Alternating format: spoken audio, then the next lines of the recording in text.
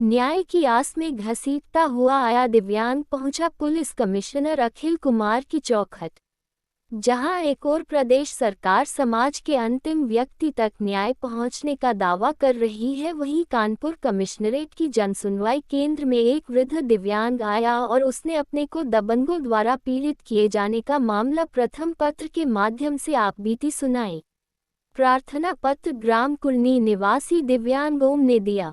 Police आयुक्त कार्यालय प्रार्थना पत्र देकर संबंधित थाने के द्वारा मदद एवं विधिक कार्यवाही का भरोसा दिया, परंतु दिव्यांगों के लिए संवेदनहीन तब नजर आए जब दिव्यांग को घिसकते हुए गुहार लगाने आना पड़ा, जबकि सरकार दिव्यांगों के लिए अलग सुविधाएं उपलब्ध करने के लिए कटिबद्ध है।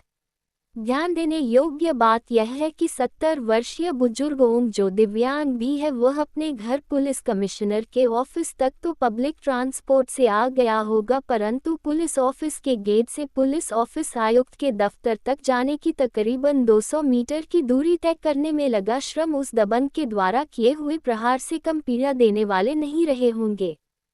क्या न्याय संहिता ये कहती है कि पीड़ित व्यक्ति को न्याय दिलाने वाले जिम्मेदार लोगों के पास आने में भी यदि पीड़ा का अनुभव होता है तो कैसा न्याय होना तो यह चाहिए ताकि कोई पुलिसकर्मी वृद्ध दिव्यांग को उसके गंतव्य तक पहुंचने के लिए कोई साधन की व्यवस्था कर देता।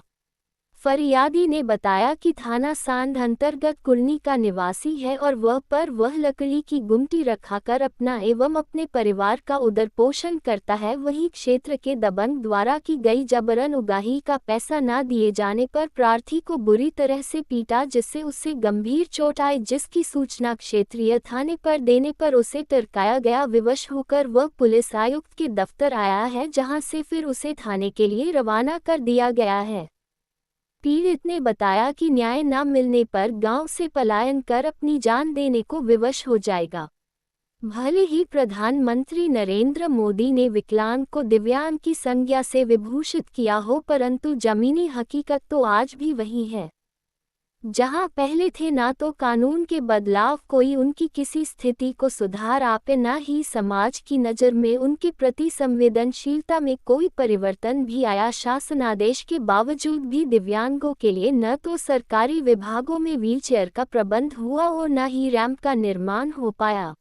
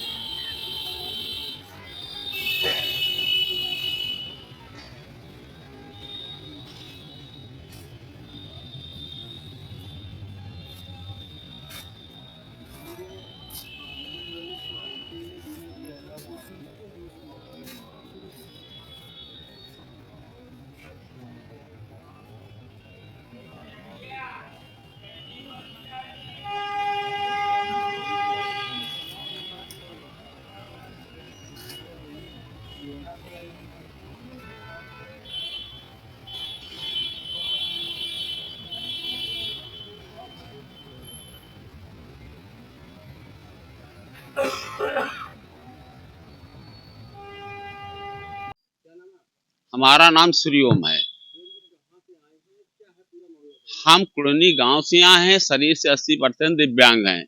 चल फिर नहीं पाते हैं। कुड़नी चौराहे पे गुमटी पे परिवार पालने के लिए आर्टिफिशियल ज्वेलरी की दुकान करें हैं, जो कि 13 तारीख की शाम को प्रशांत कुमार 5 साढ़े 5 बजे आकर के शाम को हमको यूं मारने लगे। हमारे देखो ये ओंठ है, ये चोट है, जो कि 13 तारीख से आईडिक्स अभी तक लगाए तो सूजन कम हो गई साहब। ठीक है, कहते हैं यहाँ से गुमटी हटा लो, यहाँ से गुमटी हटा लो। कहते हैं कि गुमटी अगर नहीं हटाओगे तो जान से भी हाथ धो लोगे। अगर गुमटी नहीं है तो 2 बार हमारी गुमटी चोरी भी हो चुकी है साहब। ये आप केवल मैंने गुमटे हटाइए, यहाँ दारूबाजी होती है, ये है वो होती और साहब कुछ नहीं। हमारा लेडीज धंधा है साहब। है हम तो पैसा वगैरह जो थे गुल्लक से ले लिया, मारा पीटा, और पैसे जो रखे थे वो गुल्लक से ले गए। फिर क्या, हम साहब 112 नंबर डायल किया है, 112 नंबर मौके पे गाड़ी पहुंची है। गाड़ी नंबर पहुंचने के बाद में अब रात का वाकया, हम हाथ पैर से दिव्यांग हैं, तो सर हम रात को हम दूसरे दिन हम थाने नहीं पहुंच पाए।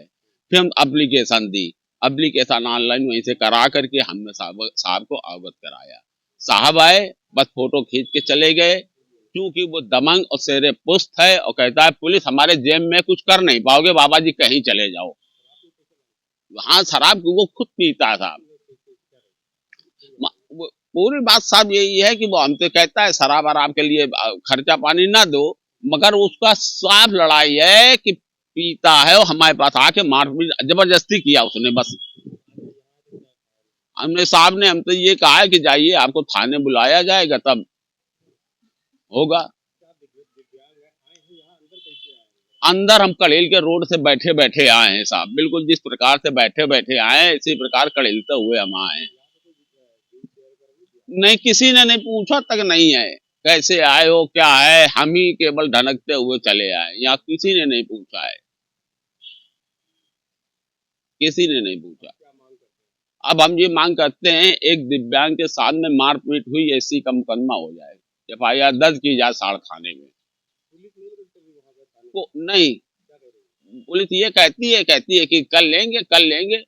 हम कहा सर दिव्यांग उत्पीड़न का मुकदमा तो लिखिए, देखिए हमारे देखो चेहरा सूख जा है, मारा है, ओंठ फटे थे साहब। हम कहा इसको तो कम से कम को निस्तारण करिए आप।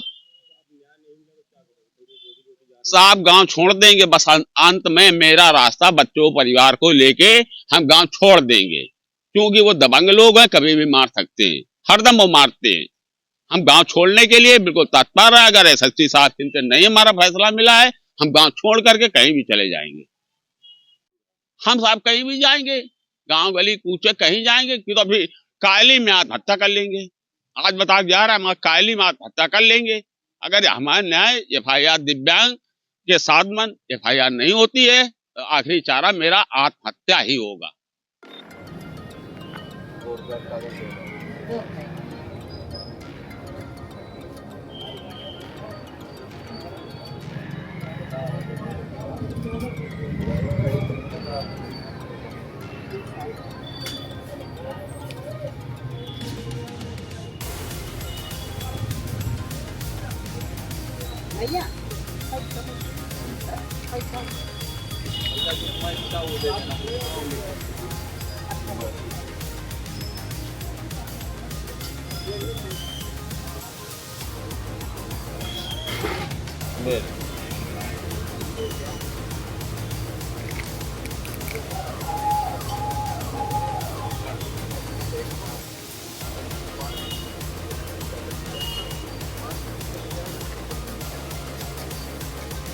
भैया जी वो कहीं नहीं करते अपने बच्चों का भरण पोषण करते हैं। तो वहाँ का एक प्रशांत कुमार बस्ती नाम का लड़का है, 5-5:30 बजे शाम के नसीब आया, ये मारा हमारे ये सब हाथ फिर पाते ने अपनी गुमटी में बैठे रहे, और जो कुछ पैसे थे गुल्लक से वो भी ले गया। अब बस कहता है तो दारू पिलाते ये दुनिया को करता है, और सब ये मारा है साहब। ये सब ये साहब है, ये क्या नाम है आपका? हमारा नाम श्रीओम है। श्रीओम, हाँ, गांव कुड़नी। हाँ, ये मुंह मार रहा था, यही मारा था। तो क्या थाने गए थे? हाँ, थाने गए थे साहब, तो थाने में कह दिया ये दारूबाज का मामला है। तो क्या है, तो हम कहा दिव्यांग को सताया जा रहा है, 80% विकलांग है, इतना नहीं कमा पाते साहब कि हम दारू पिलाएं कि हम या वो